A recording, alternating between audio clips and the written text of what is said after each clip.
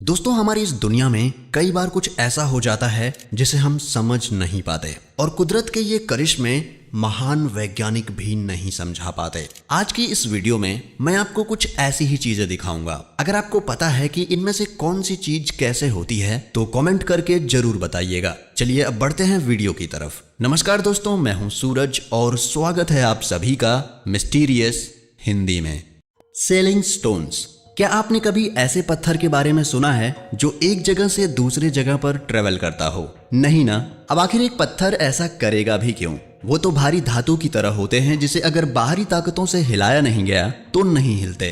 तो फिर कैलिफोर्निया और नवादा के बीच स्थित डेथ वैली नेशनल पार्क में क्या हो रहा है? दोस्तों, यहाँ पर मौजूद पत्थर रातों रात एक जगह से दूसरी जगह मिट्टी में निशान बनाकर आगे खिसक जाते हैं। इन्हें देखकर ऐसा लगता है जैसे ये बिल्कुल पानी में चलने वाली नाव की तरह मिट्टी पर तैर रहे हों।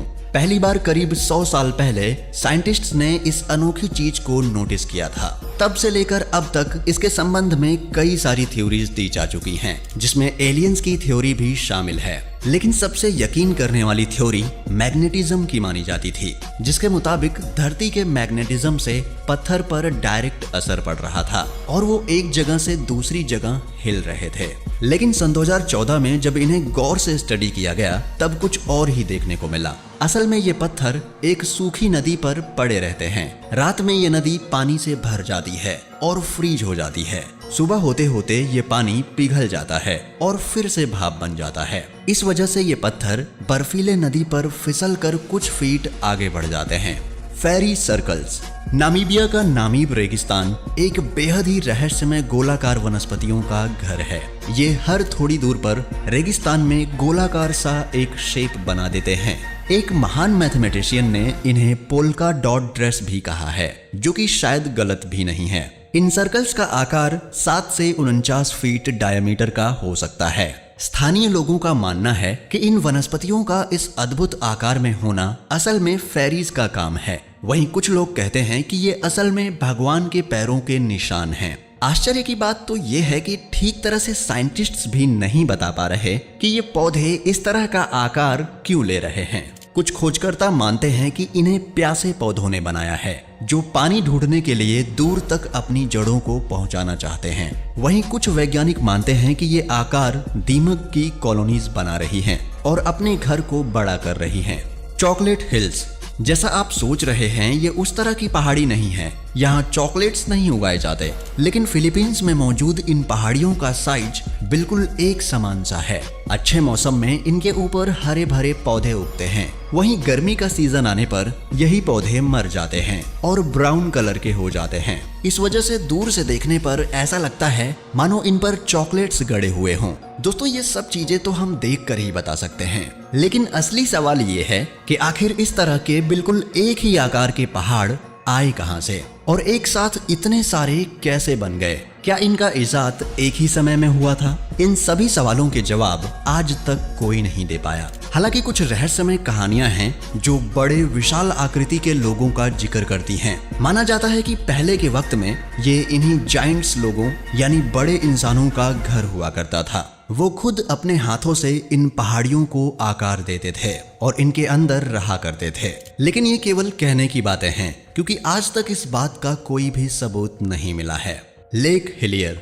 हमने काली, सफेद, नीली इन सभी तरह की नदियों के बारे में सुना है, लेकिन क्या कभी आपने पिंक कलर की नदी के बारे में सुना है? ऑस्ट्रेलिया में मौजूद लेक हिलियर कुछ ऐसी ही नदी है। कुछ लोगों का मानना था कि ये केवल लाइट के रिफ्लेक्शन की वजह से पिंक दिख रही है और दूर से देखने की वजह से इसका कलर ऐसा दिखाई दे रहा है। लेकिन जब इस नदी को पास से जाकर देखा गया तब भी इसका कलर पिंक ही था। और तो और जब नदी के पानी को एक बोतल में डाला गया तब भी इसका कलर पिंक ही था। एक साइंटिस्ट्स के ग्रुप ने इस पानी का सैंपल लिया और इसे कुछ दिनों तक ऐसे ही रख दिया, लेकिन कुछ दिनों के बाद भी इसके कलर में कोई फर्क नहीं आया। तो आखिर ये हो कैसे रहा है? बदकिस्मती से किसी को भी इस सवाल का जवाब नहीं मालूम, पर बहुत सारी थियरीज के मुताबिक ये केमिकल रिएक्शन या फिर पानी में मौजूद विभिन्न प्रकार के बैक्टीरियाज की वजह से हो रहा है। Ball lightning. हम सभी को पता है कि बिजली एक जिगजैग बोल्ट के रूप में आकाश से धरती पर आते हुए दिखाई देती है, लेकिन ऐसा हर बार नहीं होता। कई बार लोगों ने आकाश से बिजली के गोले को गिरते हुए देखा है। मौसम के इस घटना को बॉल लाइटनिंग कहते हैं। ये घटना बेहद ही दुर्लभ होती है, इसलिए साइंटिस्ट्स को अब तक इसके होने का कारण नहीं पता चला है। एक साधारण बिजली के मुकाबले इस तरह की बिजली 1 सेकंड से ज्यादा देर तक गिर सकती है, लेकिन तब भी इसे स्टडी करना बहुत ही मुश्किल है।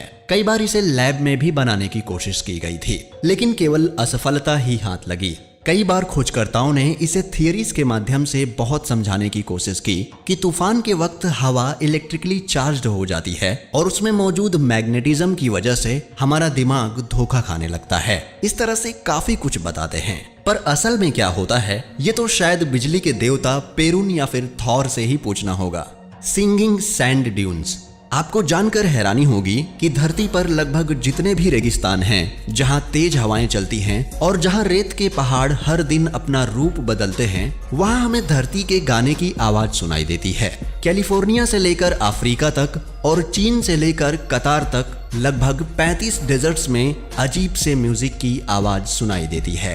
ये आवाज बिल्कुल मधुमक्खी के भिनभिनाने की आवाज की तरह है। भले ही आप कभी रेगिस्तान नहीं गए हों, लेकिन फिर भी आपने ये आवाज जरूर सुनी होगी, क्योंकि अक्सर फिल्मों में जब रेगिस्तान का कोई सीन आता है तो इसी तरह की धुन बैकग्राउंड में बजती है। लेकिन ये आवाज आखिर कौन से साइंटिफिक प्रिंसिपल की वजह से होती है, ये बता पाना बेहद ही मुश्किल है। एक स्टडी के मुताबिक आवाज की ये अलग अलग तरंग रेत के दाने की साइज और हवा की रफ्तार के ऊपर निर्भर होती है, लेकिन साइंटिस्ट्स ये पता नहीं लगा पाए हैं कि रेत के इस तरह फ्लो होने से म्यूजिक का साउंड कैसे पैदा होता है।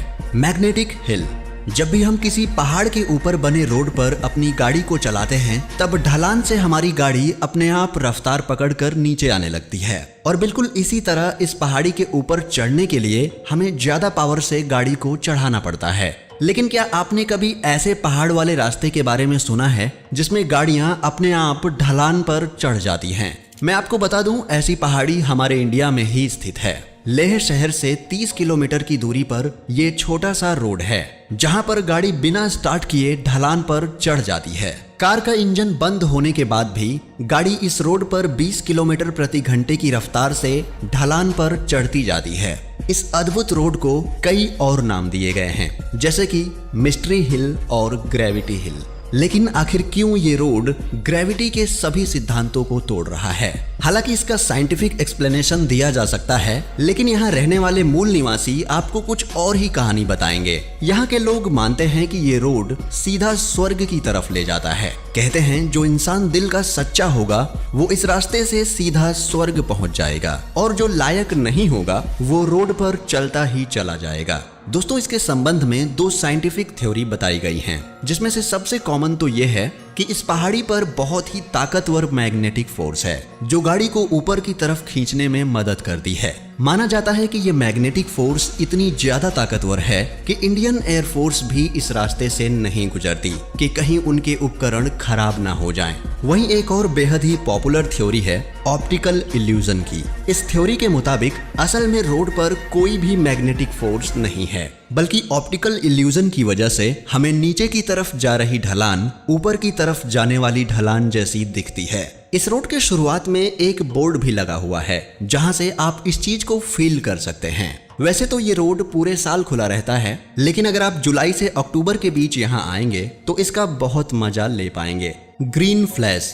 ग्रीन फ्लैश एक बेहद ही अद्भुत कुदरत का करिश्मा है, जो केवल सूर्योदय या सूर्यास्त पर ही दिखाई देता है। इस समय में सिर्फ 1 सेकंड के लिए आपको समुंदर में हरे कलर की लाइट दिखेगी। ये बेहद ही दुर्लभ नजारा है, जिसे देखने के लिए लोग अपनी पूरी जिंदगी इसे ढूंढने में लगा देते हैं। माना जाता है कि जब एक रूह दूसरी दुनिया में जाती है तब हरे कलर की लाइट पैदा होती है, लेकिन ये केवल सूर्य की किरण और धरती के वातावरण के मेल से होने वाला एक प्रकृति का करिश्मा है। दोस्तों, आपको इनमें से कौन सा रहस्य सबसे अच्छा लगा, हमें कमेंट में जरूर बताएं, और ऐसी ही वीडियोस देखते रहने के लिए चैनल को सब्सक्राइब करना ना भूलें। हम मिलेंगे ऐसे ही एक और वीडियो के साथ, तब तक के लिए नमस्कार, जय हिंद।